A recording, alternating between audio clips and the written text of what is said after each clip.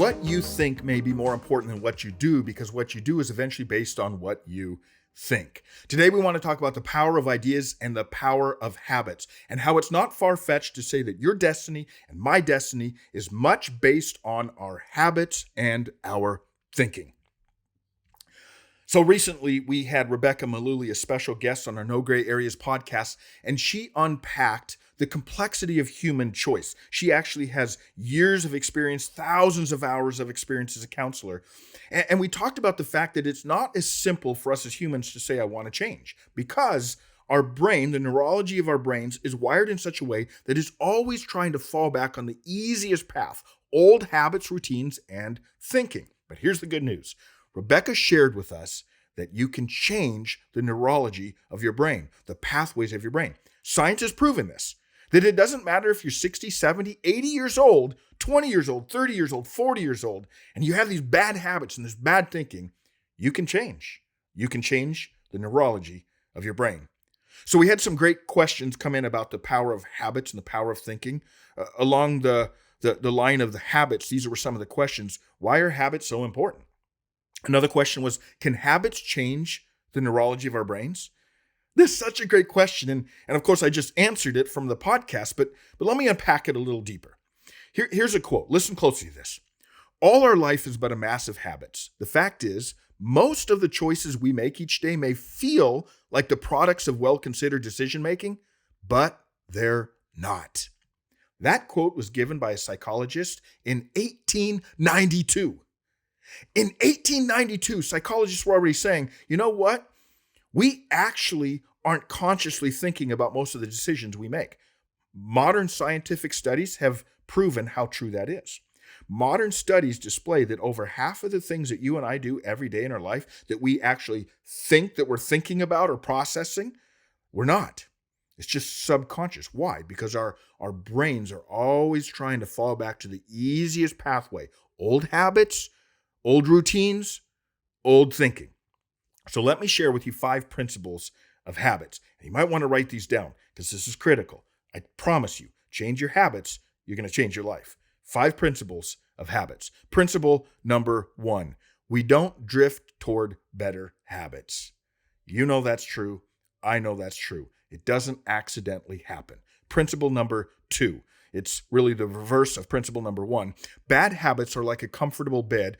They are easy to get into, but hard to get out of. Oh, how true that is, right? Bad habits are like a comfortable bed. Easy to slide into, easy to stay in, but so hard to get out of. Principle number 3. The definition of stupidity is doing the same thing and expecting different results.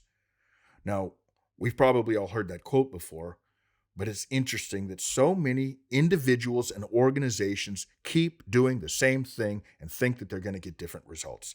It's not how habits and thinking work. Principle number 4, every choice has a domino effect. Every choice affects the next choice, which affects the next choice, which affects the next choice. Nick Saban, a well-known football coach, said it this way. This is what character is: the accumulation of thoughts, habits, and priorities.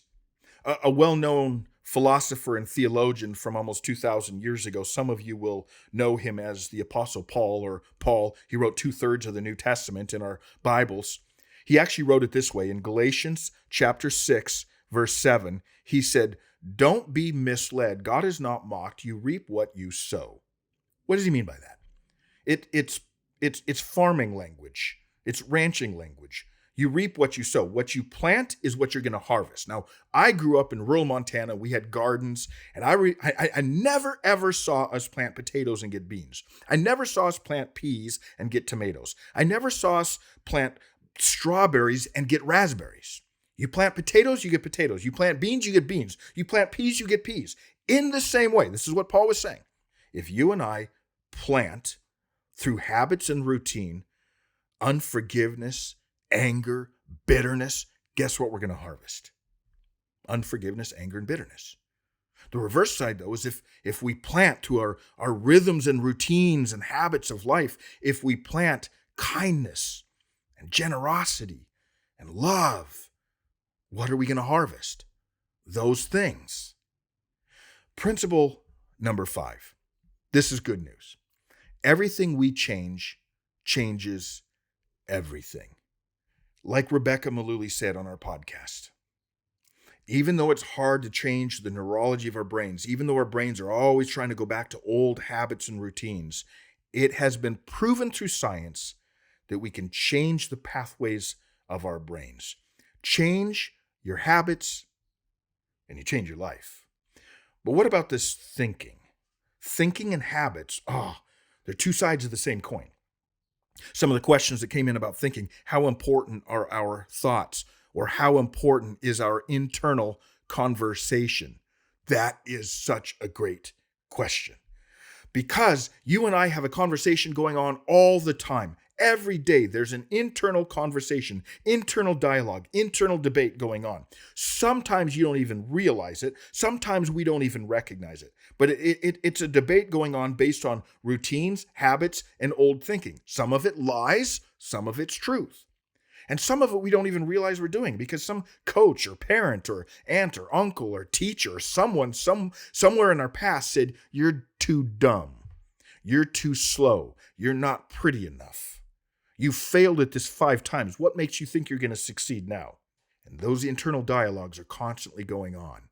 And sometimes we don't even recognize it. I gave a message once years ago and I titled it, "Don't Believe Everything You Think." Don't believe everything you think. Now, that's not blowing any of your minds. That's not some deep theological or psychological or philosophical truth. Don't believe everything you think. But think about that for a while. Contemplate that for a while, and you'll see how deep it really is. Don't believe everything you think. Remember that theologian, that philosopher from 2,000 years ago named Paul? He was writing another group of people in a place called Corinth 2,000 years ago, and in 2 Corinthians 10:5, he said to take captive every thought. That's battle language. That's war language. Why would Paul use battle language, war language to talk about our thinking?